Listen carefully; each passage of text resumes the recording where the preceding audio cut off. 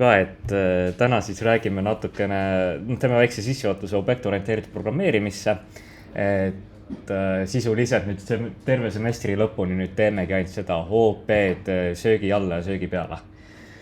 Seda on vaja, sest järgmine semester kõik võtate Java ainet kas Agoga või Märt Kalmoga ja Java on teadagi meil objektorienteeritud keel, ehk seal on neid alusteadmisi vaja. Aga ma ütleks selle kohta seda, kui siit need alusteadmised nii hästi nagu peale ei tule, siis ajalugu on näitanud, et Javaga need asjad saavad tegelikult selgeks. Sest jällegi, nagu ma ütlesin, see Java keel on disainitud objektorienteeritult. Ehk siis seal on need konspektid ja kõik sellised asjad on kinnistunud sinna. Nii, aga kas mul päriselt, miks ta mul selline? Nii. Aga alustuseks teeme väikse kommertsteadande, ei ole midagi erilist. Tänase või homse jooksul ma panen näidiseksami välja, et see on meil juba GitLabis olemas, vaja lihtsalt Moodle'isse tõsta. See näidiseksam peaks andma aimu sellest, et mis tüüp ülesanded sinna tulevad. Et kui ma nüüd peast oskan panna, et tuleb sellist neli sellist kergemat ülesannet, igaüks on sellise kindla teema kohta, näiteks, et mingi stringi töötlemine, tsüklitega töötlemine, listidega töötlemine, dictionary'dega töötlemine. Siis üks ülesanne on rekursiooni kohta, kus peab rekursiooni kasutama, seal muidu punkte ei saa selle ülesande eest. Siis üks ülesanne on selline natuke raskem algoritmiline ülesanne ja siis tuleb kaks objektorienteeritud ülesannet. Üks on selline väiksem ja teine on natuke mahukam.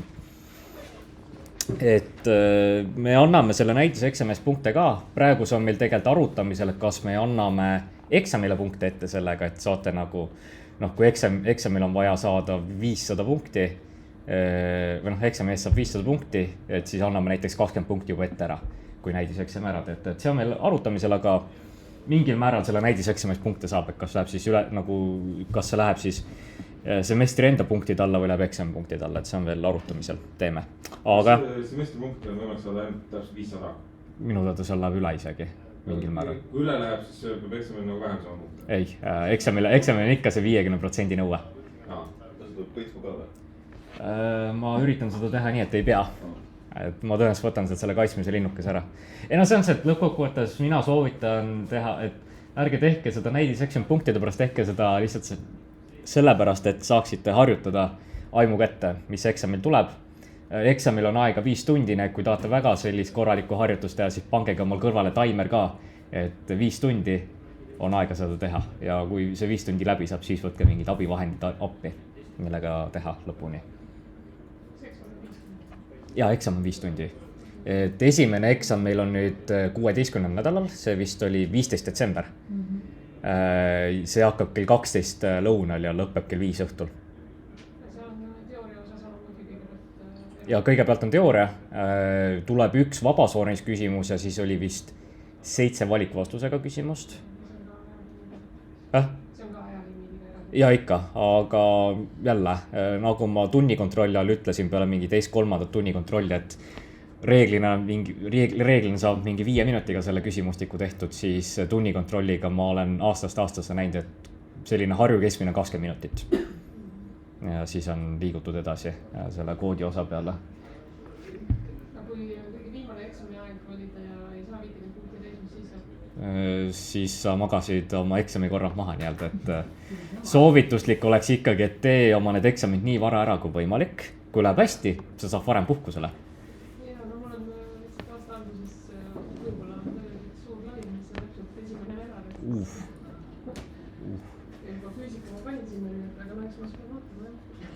Ei, aga jah, et see on tegelikult ülikoolis üldiselt selline kuulne reegel või nagu, mitte kuulne reegel, vaid kuulne soovitus, et ära registreeri ennast viimasele eksamile, sest me paneme mingi teatud arv eksameid välja ja kui sa panedki kõige viimasele ja kukud läbi, siis sul enam muud katset ei tule. Aga ma vist eelmine loeng rääkisin seda ka, kui see semester halvasti läheb, siis saab järgmine semester jätkata ainega, et ei pea uuesti otsast alustama, kui jäigi ainult eksam tegemata, siis saad uuesti lihtsalt kevadel eksamile tulla, et see pakkumine on ikka veel laual. Viimane eksam on järeleksam? Jah, viimane eksam on järeleksam. Kõikides ainetes on nii, et viimane eksam on järeleksam. Nii, aga sellega on siis... Sinna võib siis nagu nii, kahele korraga panna kirja. Meil Moodle'is vist ei saa 2 korral korraga panna, et saab ainult 1. Jah. Aga see Moodle'iga on natuke kergem, et me sealt saame väga lihtsasti need vanad hääled ära kustutada või piirangud maha võtta, et saaks teisele ka registreerida, kui vaja on. Ja teoorias selline asi on ka lubatud, et kui tuleb välja, et esimese eksami katsega tuleb hinne 3 ja tahad paremat hinnet, siis sa võid alati teisele katsele ka tulla, aga mina isiklikult ei soovita, sest kehtima jääb ikkagi viimane hinne eksamil. Minu teada küll. Nii, aga kommertsseadandad läbi, lähme siis natuke sissejuhatusse ka teemasse, et siiani, mida me siin Pythonis oleme alustakse. Python on tegelikult objektorienteeritud keel. Miks ma seda väidan, on sellepärast, et kõik asjad Pythonis on objektid. Võtame näiteks kas või need numbritüübid või sõnetüübid, et ka need on meil klassid ja objektid. Kui näiteks teistes keeltes on nende jaoks pigem meil primitiivid olemas, siis Pythonis ei ole, Pythonis kõik puhtaobjektid. Aga siiani, mida me siin Pythonis oleme teinud, on sisuliselt protseduuriline programmeerimine. Et kirjutame mingid funktsioonid ette ja siis paneme järjestikuliselt need tööle ja saame mingi asja tehtud. Aga Python jällegi toetab muid asju ka ja objektorienteeritud programmeerimine on üks väga selline tähtis asi, mida peaks teadma programmeerides. Siin on mul väike pilt ka toodud, et mis need programmeerimise paradigmad on, et need reeglina langevad 2 kategooriasse, et imperatiivsed ja deklaratiivsed. Et jah, meie oleme praegu seda protseduurilist teinud, liigume nüüd objektorienteeritud poole peal üle, aga eksisteerib ka deklaratiivne programmeerimisparadigma. Üks nendest asjadest, mida mina praegu õpin, on funktsionaalne programmeerimine ja selle põhimõte on sisuliselt see, et sul mingit vahepealset olekut ei teki, et sul lihtsalt tulevad sisendandmed ja peab väljundandmed kuidagi tekkima. Ja ilma igasuguste vahepealsete olekuteta või et kõrvalmõjudeta, et välised faktorid ei saa seda funktsiooni segada. Väga selline huvitav asi, ma olen mõelnud, et võib-olla peaks Pythonisse ka mingi väikse, ma tean, et Ago Javasse ma teen selle kohta väikse ülesande ja Calmo Javas on ka selle kohta teemad olemas isegi, et seal saate natuke rohkem tunda neid asju. Ja kui täitsa huvitab, siis meil ülikooli peal on isegi eraldi aine funktsionaalse programmeerimise jaoks olemas, et kui kõnetab, soovitan võtta. Mõni isegi nendest peaks kevadsemestri aine olema. Nii, aga jah, kuhu ma sellega tahan jõuda, on see, et mis asi see OOP siis on. Pikemas kirjas see tähendab siis objektorienteeritud programmeerimine ja mida me seal teeme, on sisuliselt see, et me kujundame oma koodis edasi, et need objektid ja klassid sisuliselt tähistavad mingit päris elulist elementi ning need objektid ja klassid kujunevad siis igasuguste andmete ümber sisuliselt. Et siin on natuke juurde ka toodud, et mis see nagu tähendab, et koos tähistab päris elulisi elemente. Tähendabki seda, et meil on näiteks mingi autol on mootori tüüp, mudel, mitu ratast tal on, mis värvi on. Need kõik on atribuudid, muutujad. Ja siis on meil igasugused käitumised, et sõida, pidurda, vaheta käiku, kõik sellised asjad, need on meetodid. Kas võiks öelda, et ta on nagu datastruktuuris? Jah, me hakkamegi ise enda andmetüüpe tegema. See ongi sisust objektorienteeritud programmeerimine, me teeme ise omi endi andmetüüpe. Ja selle OOP-ga on 2 põhilist mõistet, millega me esialgu kokku puutume, et tegelikult siin on neid mõistet rohkem, aga kuna need muud mõisted ei kattu selle ja järgmise nädala teemaga, siis ma neid praegu sisse ei pannud. Need tulevad järgmine kord, siis mul järgmine kord ka veel midagi rääkida. Et jah, aga täna paneme põhirõhu klassile objektile. Alustuseks, mis asi see klass on? Et nagu sa juba mainisid, siis klass on sisuliselt andmetüüp, mis kirjeldab, kuidas mingit kindlat tüüpi objekti peaks koostama. Ehk sisuliselt me teeme omaenda andmestruktuuri. Klass koosneb mitmest erinevast osast, konstruktorist, muutujatest, meetoditest. Need, mis asjad need on ja kuidas nad välja näevad, nendest tuleb kohe järgmistel slaididel ka. Aga põhiliselt, mis peaksid teama, on see, et klass on meil nii-öelda blueprint, joonis, mille järgi me hakkame nüüd objekte ehitama. Ja siin on nüüd üks asi, mis ma enne loengut mainisin ka, et asi, mis raudselt tuleb eksamile küsimusena, et ja mille peaks meelde jätma on see, et mis erinevus on funktsioonil ja meetodil, siis erinevus on see, et funktsioon, mis kuulub klassile, on meetod. Et selle peaks kohe kindlalt meelde jätma, ma raudselt mingis eksamis küsin seda. Ja noh, nagu ma ütlesin lihtkeeles, et siis klass on sisuliselt šabloon ja kasutaja poolt loodud andmetüüp. Nüüd objekt on siis selle klassi kaudu loodud instants. Ta esindab ühte nagu elementi, näiteks kui me oleme klassi person teinud, siis see objekt esindab ühte inimest ja me võime muidugi need objektid omavahel suhtlema ka panna igatpidi, me saame siis kõike teha. Ma toon natuke päriselulist näidet ka nüüd, et see pilt on küll Pärnus tehtud, sest ülla Google Mapsis Pärnu on ainuke koht, kus on 3D vaade olemas millegi pärast, aga miks ma selle pildi võtsin on see, et me tegelikult oleme Mustamäel on ka kortermajad, need Hrutšovkad ümberringi. Ja mis need Hrutšovkad on? Need on ju tüüpplaneeringuga kortermajad. Ehk siis me saame järeldada, need on sisulised klassid ju. Mingi tüüpplaneering, mille järgi kortermaja ehitada, aga nüüd see iga kortermaja on erinev. Et tal on aadress erinev, välimus võib olla erinev, sisestus on kohe kindlalt erinev ja need, kes seal sees elavad, on ka erinevad. Aga need majad ise on ühe nagu tüüpplaneeringu järgi ehitatud. Kuidas me soovitaks selle objekti orienteeritud need printsiibid sinna 4 tükki? Kui me võrdleme majaga seda, kus ta selle inheritab või mis moodi näiteks väiksemat majad?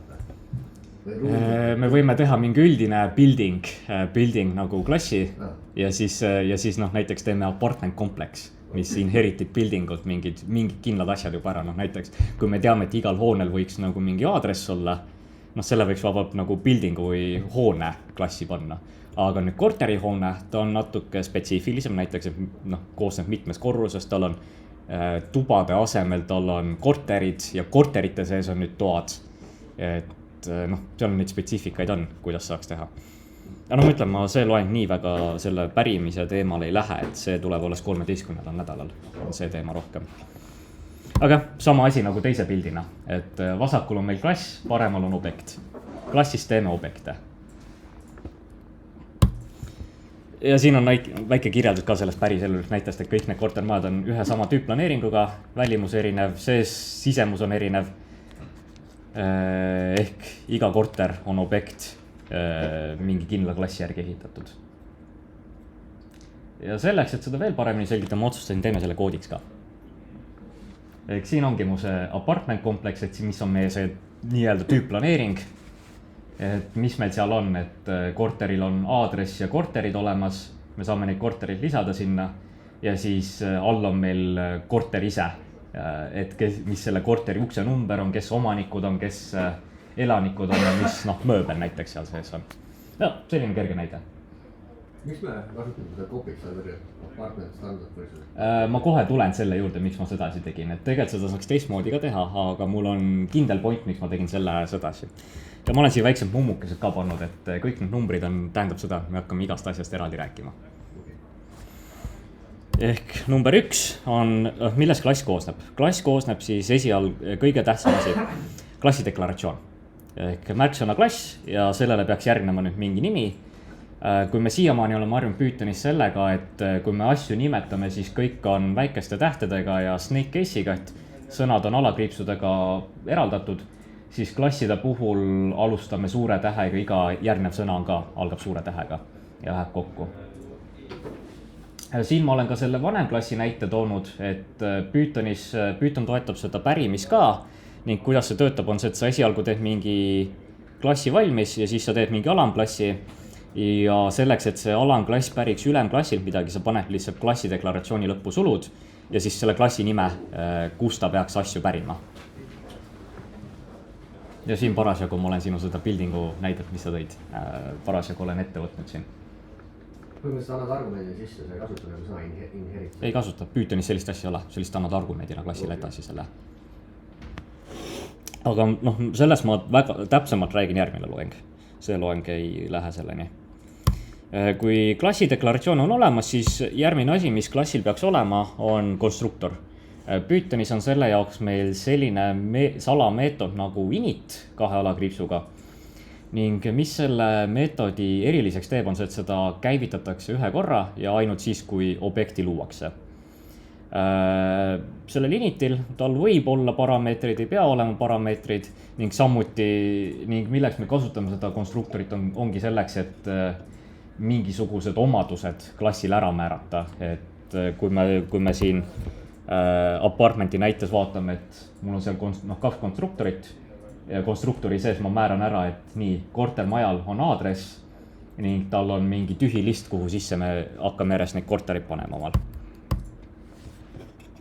Nüüd väike erinevus teiste keeltega on see, et kui näiteks Java, C# ja kõik sellised keeled lubavad meil mitu konstruktorit ühele klassile panna, siis Python ei luba.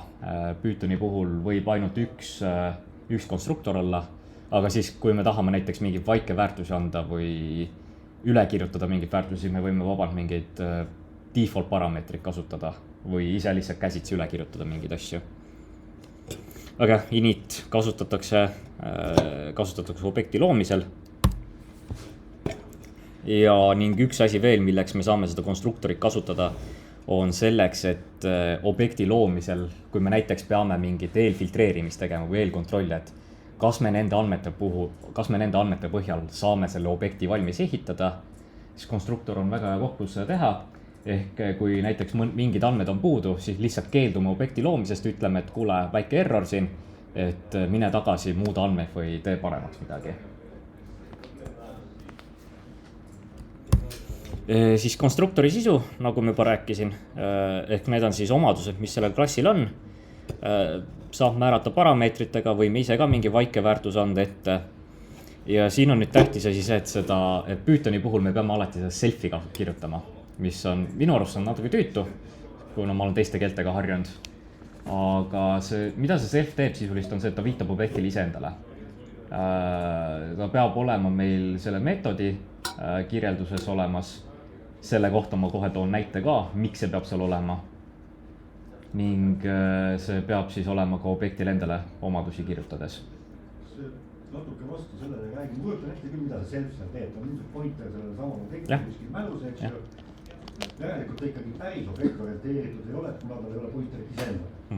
Et ta kuidagi käib läbi. Ja aga ma näitan, kuidas see self'i saab kasutada või nagu, et miks see self nagu kasulik on. See vist on mul paari slaidi pärast, jah, ülejärgmine slaid on mul see. Aga siin ma toon ka näite vaikselt sellest, et kui mul on näiteks tahan kontrollida konstruktoris, et kas mul mingi asi sobib. Võtame mu selle korteri klassi, ütleme, et mul ei tohi olla korter, mille number on negatiivne või 0, et siis kontrollin. Kui number on väiksem kui 1, tõstatame value errori, et kuule, see ei sobi ja seda korterit ei saa tekitada. Nüüd et kui meil nüüd see klass on olemas, konstruktor on olemas, et kuidas me nüüd sellest saame objekti luua. Käib sedasi, et on muutuja nimi võrdub nüüd see klassitüüp. Ja kui sul on pandud, et see ongi muutuja nimi võrdub klassitüüp ja sulud ja sulgude sisse lähevad sinu need parameetrid, argumendid, mis sa sellele objektile kaasa annad. Kui parameetrid ei ole, siis on lihtsalt tühjad sulud, aga odan nendelt jah, sedasi. Nüüd üks eelis, miks me seda konstruktorit teeme, on sellepärast, et me saame natuke täpsemalt ära seletada, et kuidas seda objekti luua, mis tal olema peaks ja kontroll. Siin on mul väike näide tehtud, et ülemine koodi jupp on tühja konstruktoriga, kus on ainult see self antud, mitte mingid parameetreid. Seal tähendab seda, et me peame selle objekti ise käsitsi looma ja me peame nüüd kõik need omadused käsitsi sinna panema. Ning siin on ka see miinus, et seal nüüd ei ole seda kontrolli, sest et näiteks kui ma tahan, ma võin korteri numbriks vabalt seal -1 panna, keegi ei keela mul. Aga siis all on mul selle tavalise konstruktoriga, seal ma lihtsalt annan need andmed kõik ette ja selle põhjal teeb mul selle objekti koos õigete muutujatega valmis. Minu arust väga kasulik ja mõtlesin, et toon väikse nagu assortee nagu igasugustes konstruktorites ka, et mul ühes projektis, mis mul oli, et vahest meeldib bingo lotot mängida, mis mulle selle Eesti loto generaatoriga ei meeldi, on see, ta teeb duplikat piletid alatihti. Et siis ma mõtlesin, tegin väikse skripti, et tehke mulle selline bingo kaart, et kui antud ruudul see number juba kõrvalkaardil eksisteerib, siis ära pane seda numbrit sinna. Et jah, aga noh, võtsin sealt projektist paar sellist konstruktorit. Et ma panen pärast need slaidid sinna üles ka, et saate täpsemalt vaadata. aga mis juhul siis nagu seda ilma konstruktoritele kasutatakse? Näiteks kui ma defineerin ise need asjad välja. Pigem on see, et sa mõtled nagu ilma parameetritade konstruktorit või? Jaa, et sa defineerid ise need parameetrid. Pigem on see, et sa seda kasutad siis, kui sul andmetüüp on selline, mis ei vaja nagu väliskonfigureerimist nii-öelda. Või näiteks ongi, et tal on mingi hulk neid ette antud väärtus juba seal klassi sees. Näiteks konfigureerimise builder või factory või mingi selline asi. Et sa tekitad selle objekti valmis, siis sa järk-järgult seda lihtsalt muudad ja lõpuks paned, et nii, see on valmis, paneme ehitusse või midagi sellist. Ühesõnaga, kui sa täpselt ei tea, mis datat ja sisaldama. Jah, siis sellest on kasu. Või noh, ja mõned klassid on üldse sellised, et nad ei vajagi välist konfigureerimist või nagu ei peagi nendel mingid andmed muutma, et ta lihtsalt eksisteerib selleks, et ise järge pidada mingitest asjadest. See on ka, et tühi konstruktor või see ilma parameetritade konstruktor. Nii, meetodid, siis 4. osa, mis mul seal korteri klassis oli ja nagu ma enne mainisin, et ma võin vabalt selle eksamisse ka tuua, ma tõenäoliselt toon selle eksamisse. Et jah, et meetod on funktsioon, mis kuulub objektile. Ning siin ma nüüd toon selle selfie näite ka, et esialgu ilma selfita, kuidas me neid meetodeid välja kutsume, täpselt samamoodi nagu siiani. Näiteks string klassil kutsud seda splittimist välja või lowerit välja, et täpselt samamoodi. Aga nüüd on see, et miks ma selle selfie nüüd sisse toon, on see, et tegelikult me saame teistmoodi ka kutsuda neid meetodeid välja. Et esimene näite selle üleval on see, kui ma kutsun läbi objekti välja. Seal mul seda selfie ei ole vaja, seal on, kuna see objekt ise on juba olemas, me kutsume läbi selle objekti meetodi välja, siis ta teab, mis see kontekst on. Me lihtsalt anname mingid andmed siis sisse talle. Aga nüüd see teine näide, ma kutsun seda meetodit välja läbi klassi.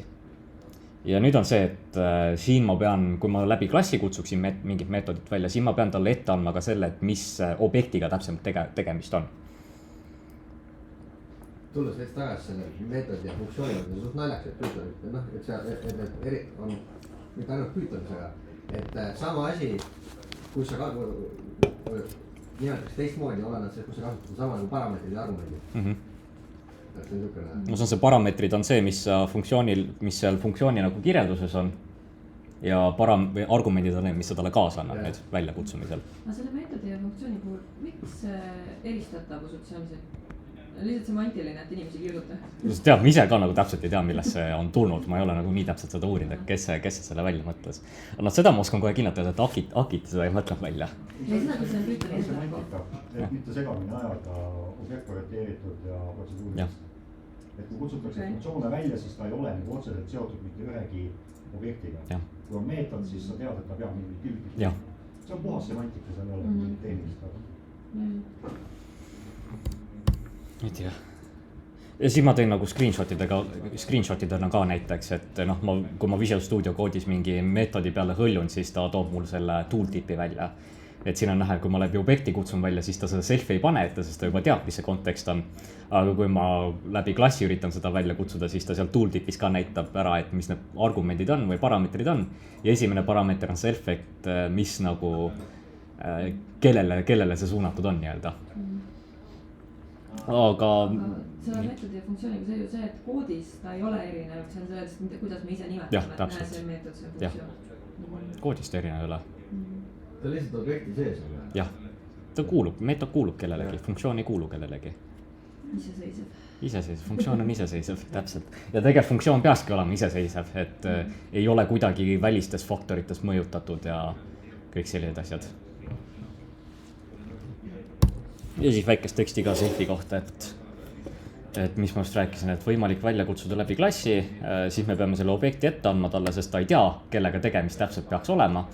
Aga kui me selle objekti, kui me kutsume läbi objekti välja, siis meil seda selfie ei ole vaja.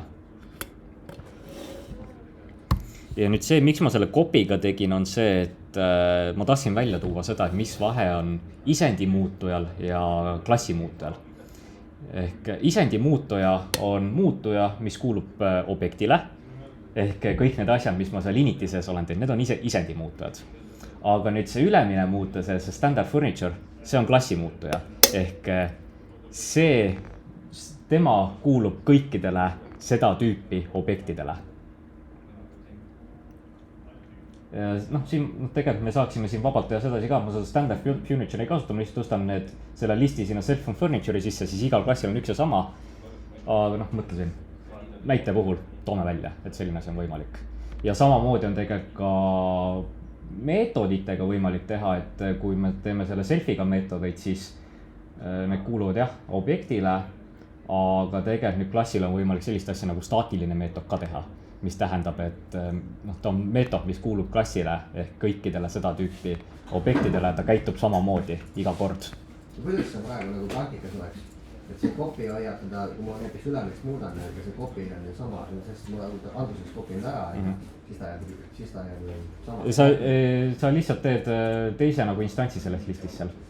Ehk kui ma nüüd vahepeal muudaks seda, noh ütlen, mul on need objektid tehtud. Need on kõik sellest standard furniture'ist tulnud, kopitud, need kõik on eraldi seisvad listid. Ja kui ma nüüd seda standard furniture'i muudan, lisan mingi 2 asja juurde, siis järgmised uued objektid saavad sealt alles. Vanu ta ei mõjuta, sellepärast ma tegin seal copy'ga. Et kui ma teeks lihtsalt, et self on furniture võrdub standard furniture, siis ta lihtsalt viitab sellele. Ehk kui ma muudan seda, siis see muutub ka kõigil. Aga siin on ka, et tähtis erisus, et klassi muutuja ja objekti muutuja. Üks kuulub ühele kindlale objektile, siis teine kuulub kõikidele seda tüüpi objektidele. Siis järgmine asi, millest ma tahan siin OOP puhul rääkida, on sellised asjad nagu maagilised meetodid. Sisuliselt meetodid, mida Python kasutab sisemiselt, et mingid operatsioone läbi viia klassiga või natuke mugavamas kirjakeeles asju läbi viia. Et need maagilised meetodid on muidugi also known as standardid ehk double underscore meetodid. Ning kuidas näha, mis meetodid on olemas, siis piisab sellest, et teete Pythonis sellist asja nagu print dir int ja siis ta prindib kõik need välja. Neid on palju, aga esialgu me räägime ainult 3. Initist me oleme juba rääkinud, ehk siis järgmisena me räägime equalist ja räägime reprist. See aasta meil tuleb 14 nädalal muidu ülesanne ka, kus me natuke neid maagilisi meetodeid rohkem kasutame näiteks objektide võrdlemise jaoks ja selliste toredate asjade jaoks. Selle print dir indi peaks tegema objekti sees siis? Ei, lihtsalt terminalis nii-öelda. Ma võin pärast ühte huvitavat asja veel näidata, mis ma leidsin, mis sa saad Pythonis teha. Nii, aga esmalt küsimus nüüd, et ma võtsin nüüd selle koodi X11-st. Et take this code as is praegu, mitte midagi rohkem ei ole, unusta ära, et see X11 eksisteeris. Aga nüüd minu küsimus on see, et ma teen 2 objekti ja üritan neid võrrelda. Mis see vastus on? 2 samat autot, võrlen neid, kas nad on samad? Ei ole. Mida teised ütlevad?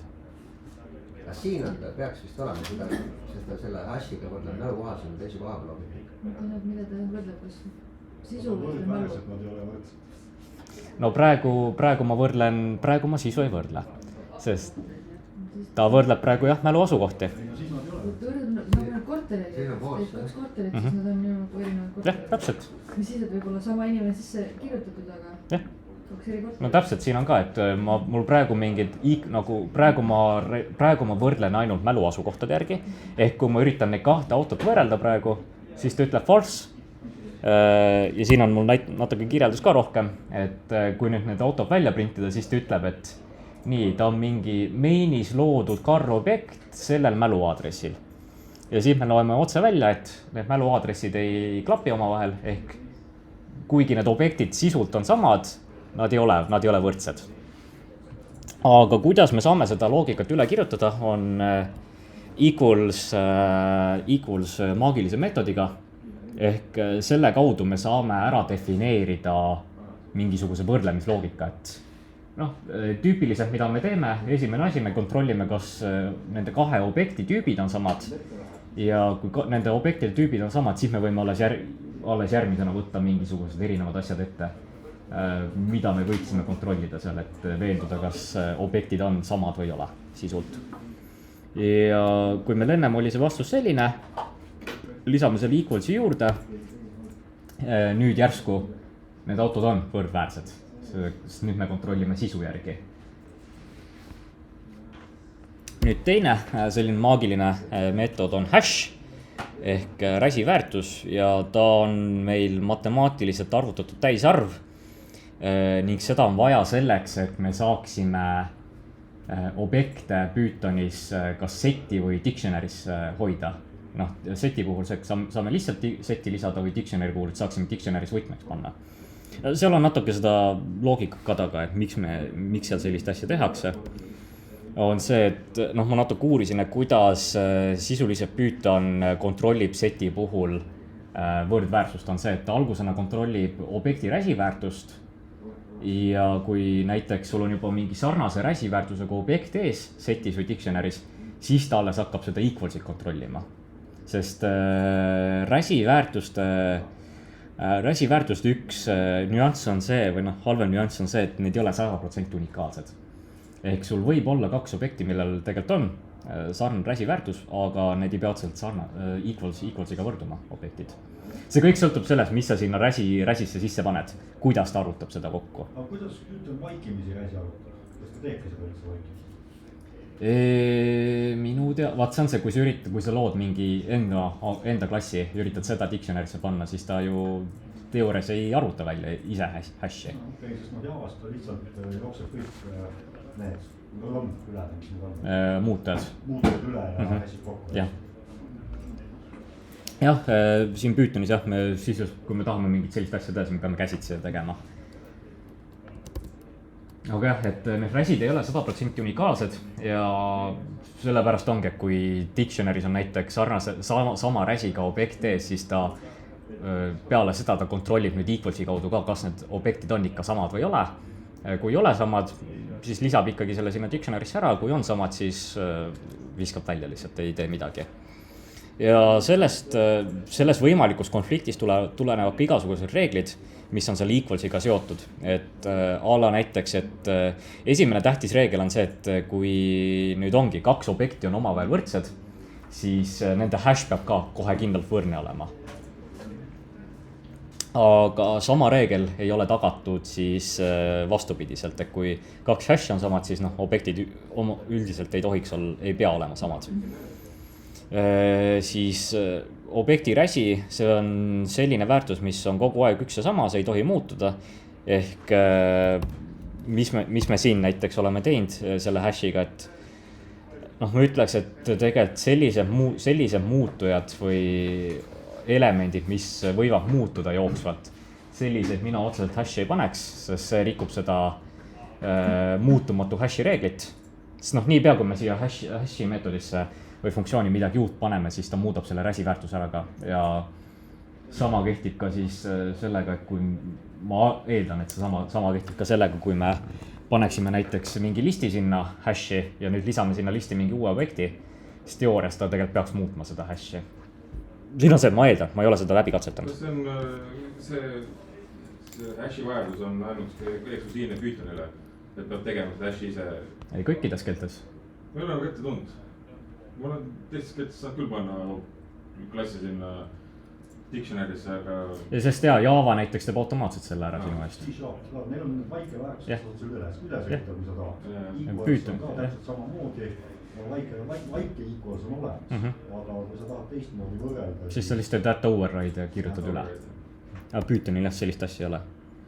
Ja siin on ka see, et kuna see konflikt võib olla objektide võrdlemisel, siis üldisena ärme kasuta equals meetodis räsisid. Ta on võimalik mingitel juhtudel näiteks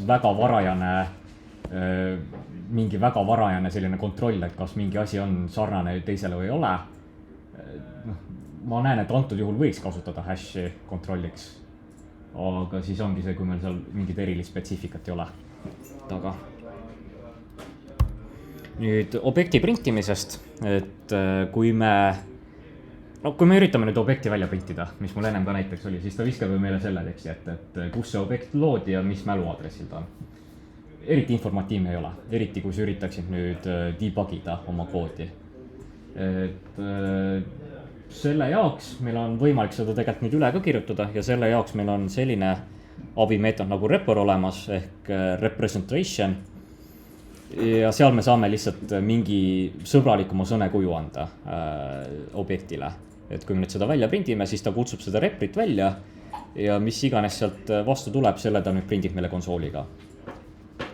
Nüüd tegelikult meil on üks sarnane funktsioon veel olemas ja see on _str.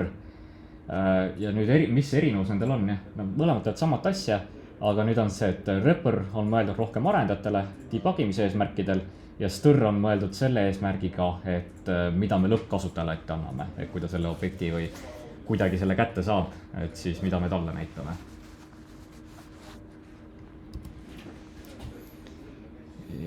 Ja siin on igasugused näited, et kuidas objektist asju välja kutsuda, üle kirjutada.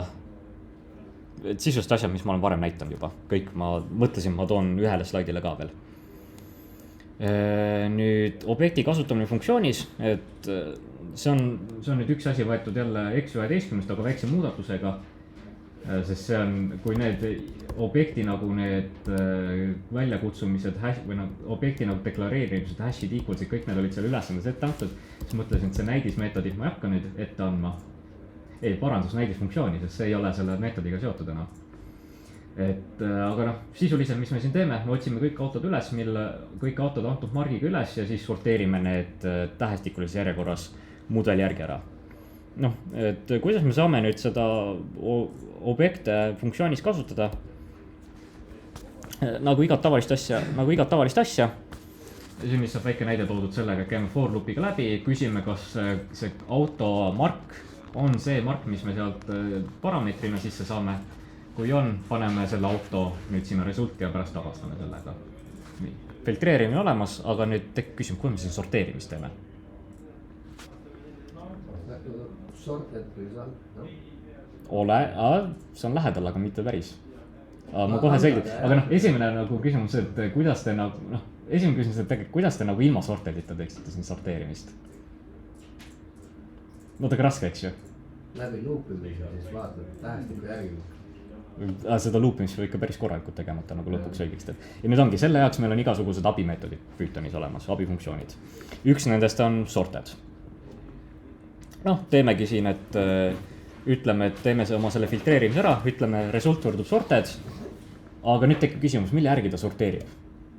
By default, et stringil, intil, kõikidel nendel Pythonisse sisse ehitatud klassidel, neil on see sorteerimisfunktsionaalsus juba sisse ehitatud, neil on see loogika olemas, stringide puhul näiteks, et ta sorteerib tähestikulises järjekorras, inti puhul suuruse järjekorras. Aga nüüd ongi, et kui meil endal seda loogikat ei ole, siis ta ei tee sorteerimist, jätab paika asjad. Nüüd selle loogika juurde kirjutamiseks on meil kaks võimalust. Esimene on see, kas me kirjutame sellele klassile endale sorteerimisloogika juurde, mida ma näitan teile ülejärgmine nädal. Et selle jaoks on meil igasugused LE, LT, GT, GE meetodid ehk siis less equal, less than, greater equal, greater than meetodid. Et selle järgi saab paika panna sorteerimise. Ja teine viis, kuidas seda sorteerimist läbi viia, on sellega, et me anname talle mingi võtme ette. Et sortedile saab siis võtme ette anda läbi lambda funktsiooni. Lambda funktsioon on siis anonüümne funktsioon, nimetu funktsioon. Et saame talle ette anda igasugused argumendid, parameetrid aga siis ongi, siis nende argumentide parameetrite järgi saame ühte operatsiooni läbi viia, et tal väljend on ainult üks olemas. Ehk mida me selle sortediga saame teha nüüd, antud funktsiooni näites on see, et me anname talle ette, et võti on meil anonüümne funktsioon, võtab sisse mingi suvalise asja ja see suvaline asi on tegelikult see, mis sealt listist tuleb järjest. Ja siis ta kontrollib, et mis näiteks see automudel on.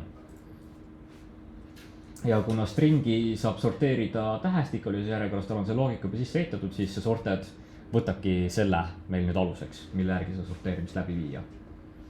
Noh, me saame muidugi, ma tõin siia neid näiteid natuke rohkem ka, et kui me tahame mitme elemendi järgi seda sorteerimist teha, siis paneme need tuplisse ja paneme järjest need elemendid, loome need letti, mis me tahame.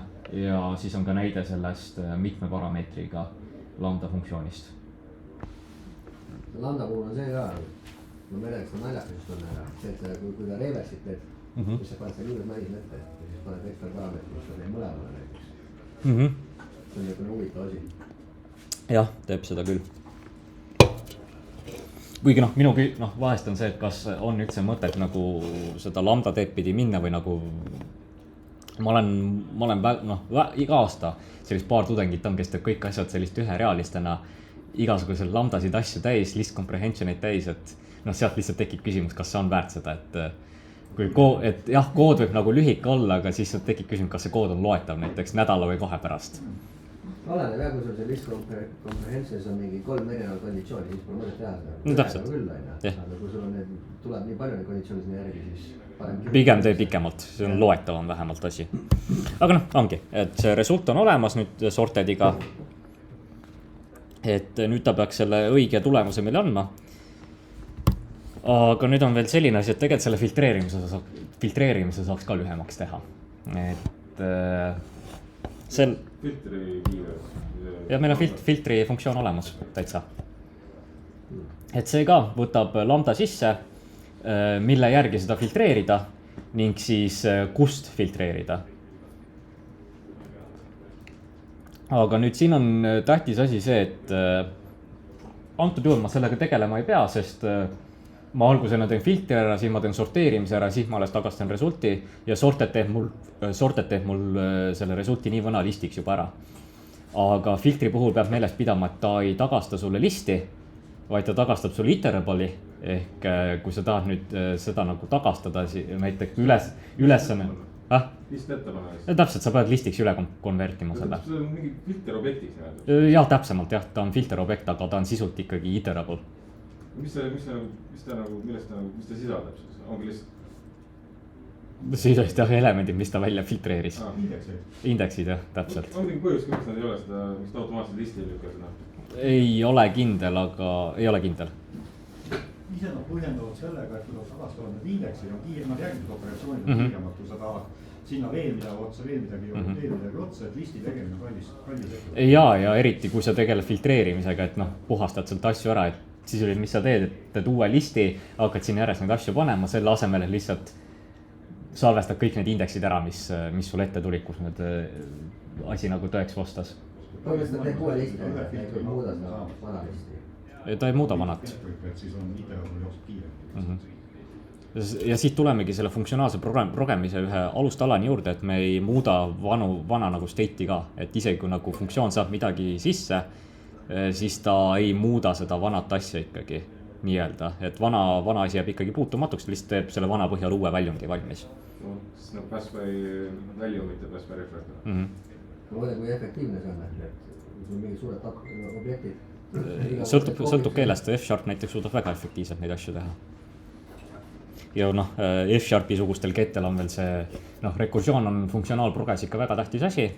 Ja mida enamus keeled tegelikult teevad, on see tail call optimization'it, ehk kui sa teed saba rekursiooni, siis ta ikkagi üritab optimiseerida selle asja ära. Python seda asja ei toeta. Eriti on tahes kompilaatorid on veel need, et vaatavad su rekursiooni üle ja teevad sellest while loop'i. No täpselt. Ei, need kompilaatorite kirjutad on, nad tegelevad musta maagiaga sisuliselt. Teine teab juba. Ma ütlen, nad tegelevad musta maagiaga, et kuidagi nende asjad töötavad, kuidas need töötavad, ei hakka nagu ei saa ise aru täpselt. Ma küll, et iga progeja peab oma elus ühe kompilaatori valmis kirjutama. Mina ilmselt suren mitte progejana.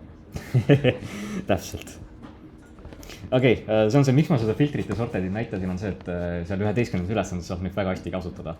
Ja ma tegelikult sätiski nagu väljakutseks selle, et esialgu tehke pikalt need asjad valmis selle 11. ülesandes. Kaitske ära ja siis võtke uuesti see ülesanne ette, tehke nüüd üherealisteks kõik asjad, kasutades sortedit, filtrit igasuguseid muid huvitavaid asju, mis Python lubab. Et harjutada seda lambda kirjutamist. Ning selle lambda kirjutamiseks muidugi meil on lisaülesanne ka olemas. See oli vist SPA vist oli selle nimi. Jah, see saab päris palju seda kirjutada. Sisuga. Ma soovitan nagu ette võtta, sest see nagu õpetab ära, kuidas seda korralikult kasutada. Ja selles mõttes oli hea ära teada, et palju lihtsam oli seda ülesannet teha, kui teadsid, mida teadsid kohe, et sa saad selle üherealise asjaga seal valmis käia. Need lisaülesanded on ka kaitsmisega? Väiksed lisaülesanded ei ole. Meil on seal LX väike ja LX suur, eks ju. Et väiksed LX-id ei lähe kaitsmise alla. Ja see filtri ülesanne parasjagu on väike LX ülesanne. Aga sellegi poolest soovitan ära teha, kas või nagu enda lõpuks, et sellest õpid. Kui kaitsma peab hajuma enne eksamit, et siis nagu lihtsalt ei saa neid miinus on. Tõsi. Okei, jah, seda kaitsma ei pea. Ja siis viimase teemana ma teen kiire nagu sissejuhatusega pärimisse ja erindite teemal, sest erindid tulevad 12. nädalal sisse ja selleks, et Pythonis oma erindeid kirjutada, sa peab pärimist ka natuke tundma või vähemalt nii palju, et kuidas sa saad klassi laiendada. Ja siis sellised suuremad teemad, pärimisest natuke täpsemalt ja sellega seondub polümorfism näiteks või kapseldamine, et selles ma hea meelega räägiks ülejärgmine nädal, sest see on natuke pikem ja süvitsi minev teema, et aru saada sellest. Ma hea meelega tahaks abstraktsioonist ka rääkida, aga Python kahjuks seda ei toeta nii hästi. See abstrakt ei ole Pythoni teema, abstrakteerimine? Mitte eriti, sest Pythonis sul ei ole sellist asju nagu abstraktseid klasse või interface'e. Mingite annotatsioonidega said enne sulada? Tal mingi import ABC on ja ABC annab sul mingi abstract klassi või mingi selle laadse asja. Aga ta ei tööta sedasi nagu sul Javas või C-Sharpis need laadsed asjad töötaksid. Et sa saad endiselt ikkagi initsialiseerida kõige selle abstraktse lõbara, mis on okei. Kas see abstraktse klassi põhimõte ongi see ainult see, et see on klass, mida sa ei saa initialize'ida ja me teeme juba mingisuguse loogika juba seal sees ära, mis on nagu kõikide nende alamklasside sees nagu ühine. Mingi interface'is võivad seda? Ei ole. Interface, põhimõtteliselt selle enam näitega võib tuua see, et on see üks valmis tehtud korter, mis käib ühte majja. Sa ei saa teda iseseisvalt, saad. Siis sa pead hakkama igasuguse ehituslube hakkama asja saama. Aga ta on mõeldud sinna korterit plaksti paika tõstmiseks. No siis põhimõtteliselt Pythonil ei ole 4 seda objektoriented selle programmeerimise printsipil, aga on 3 on ja abstraktsioonil põhimõtteliselt pole seda. Siis just jah. Sest mina ei näe nagu seal Pythoni abstraktsioonil mõtet, kui ma saan nii vana selle klassi nagu initialize'ida või näiteks mul ei ole neid interface'e, mis sunnivad mind, et kuule, kui sa tahad seda klassi nüüd, kui sa tahad seda interface'i pärida, siis sa pead selle asja nagu implementeerima ära. Mul ei ole selliseid asju, mis nagu või nagu see ide nõuaks mul sellist asja teha. Ja compilerist ärme hakka rääkimagi. Aga kas abstraktil on kohustuslik need funktsioonid overwrite'ida või ei ole? Sõltub. Näiteks Java abstract klassi puhul me saame näite tuua seda, et sa saad mingid meetodid ise kirjutada sinna. Ja siis sa saad veel deklareerida meetodeid sellisena, et nii, selle meetodi peab nüüd iga alamklass ise implementeerima. Näide on see, et üks nagu meetod lõpeb sedasi ja teine meetod lõpeb sedasi. See on näiteks tavaline ja see on abstract void näiteks. Võid teha mõlemad, et klass on abstraktne ja seal sees on abstrakt meetodid ka. Jah. Ja kui eksamil tuleb see, küsitakse nende printsipide kohta, kui ma ütlen 3 tükki, siis nad on õiged, või on 4 vaja. Sest ma vaatan, Pythokis on 4 tükki välja toodud, aga on see abstraktsioon ka siin tuleks. Kui täpselt ta räägib seal? Ta räägib seal sellest ABC moodulist, eks ju. Ja seal on vist see tekst ka kirjas, et tegelikult Pythonis seda abstraktsiooni nii nagu heal kujul ei eksisteeri. Kui ma õigesti mäletan.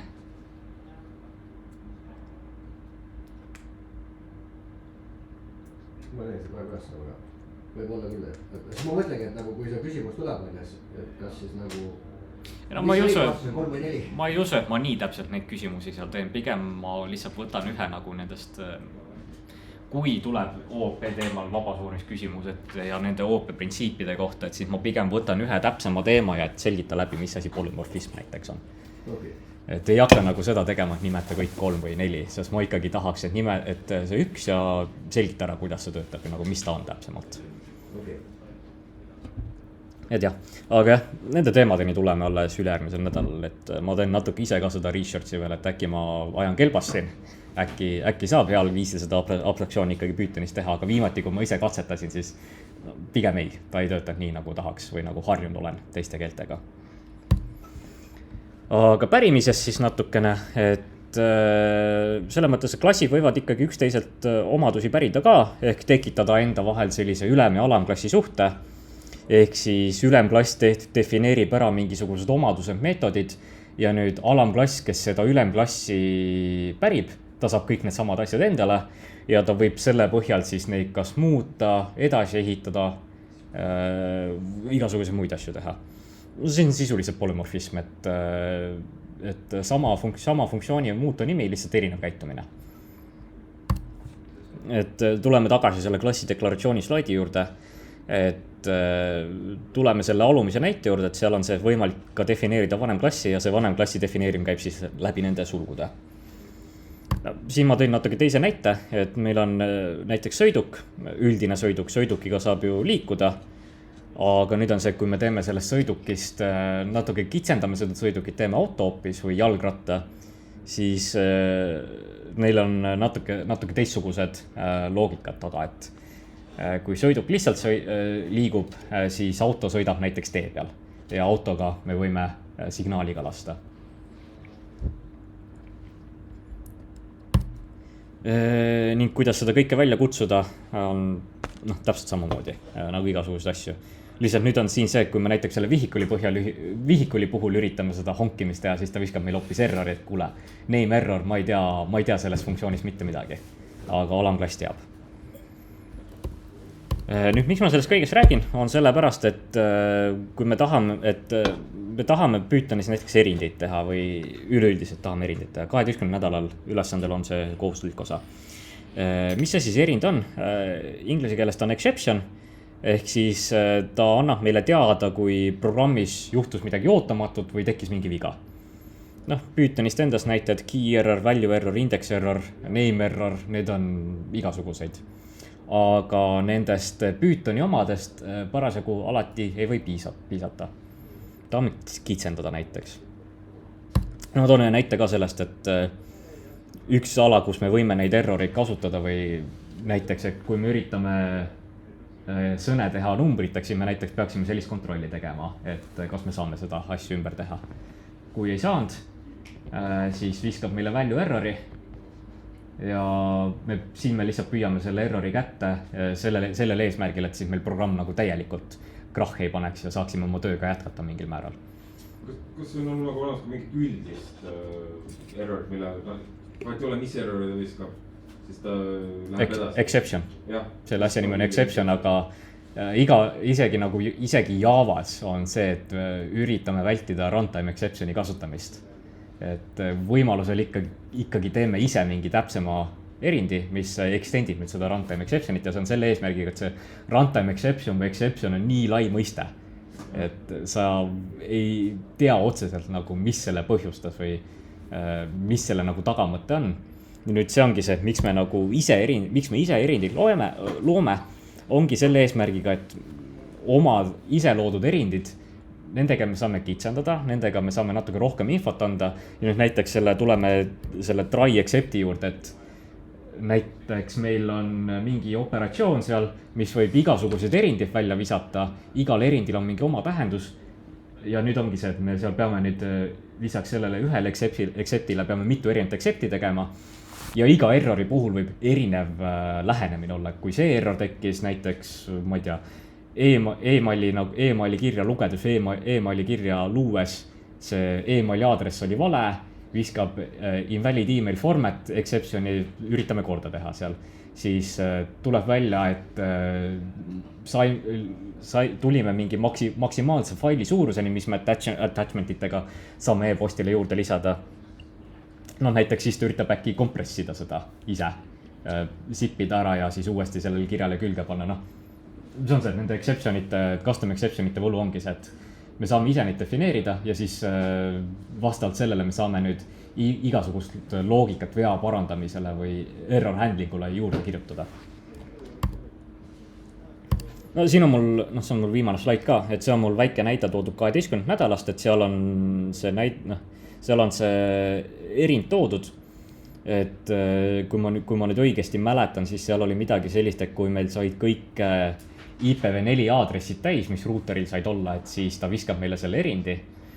Ja kuidas see erindi loomine käib, ongi see, et me loome selle klassi, erindi klassi, ta extendib seda exception'i klassi, mis on see üldisem erind.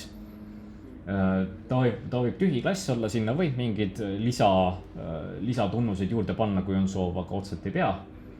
Ja nüüd, kuidas me saame koodis seda errorit tõstatada, ongi, et mul on see generate IP address meetod, funktsioon. Siin on meetod. Generate IP address meetod. Seal oli mingi loogika, et üritab järgmise vaba IP aadressi genereerida, mis selle ruuteri juures käib, et kui ruuteri esialgne IP aadress on mingi 192.168.1, siis ta üritab ju saab selle viimase 3 numbri järgi seda IP aadressi paika panna, et sul võib olla 1-255. Mis otsuse siis viskab error, jah? Ja kui nüüd täis saab, siis ta tõstatab reisib selle IPv4 address space exception'i. Minu arust see error ütleb nagu palju rohkem kui lihtsalt mingi illegal state või value error või name error või mis iganes asi. Et see ongi nagu see eesmärk, miks me neid erindid ise kirjutame. Aga see on selline kergem näide sellest erinditest, et minu teada Pythonis me saame igasuguseid spetsiifikaid asju sinna erindi klassi juurde ka kirjutada. Ma tean, et Javas saab kohe kindlalt, et siis ma eeldaks, et Pythonis saab ka. No täpselt. Kuigi ma otseselt praegu nagu selle kursuse raames ei näe, miks sul seda vaja oleks, et siin on lihtsalt see, et teed selle erindi valmis, kui vaja, tõstatad ja püüad kätte selle kuskil või lähed eluga edasi. Et jah, aga sellega sai mul täna slaid otsa. Tavaliselt ma olen seda OP loengut teinud sedasi, et ma olen need printsiibid ka pannud, aga mõtlesin, et seekord lööme lahku need. Mul juba nii või naa ajaliselt ma olen peaaegu tund aega rääkinud, et ma ei usu, et ma poole tunniga räägin täpselt ära, mis asi kapseldamine, mis asi polümorfism on, pärimisest täpsemalt, et mis need suhted on, kuidas see nagu down the line läheb, et ma pigem võtan selle ajaks eraldi loengu. Pluss siis on see ka, et ma saan ise igaks juhuks veel eelnevalt mingisugust research'i teha, et äkki ma eksin mõndade asjadega, saan värskenda oma teadmisi. On küsimusi, enne kui ma salvestuse kinni panen?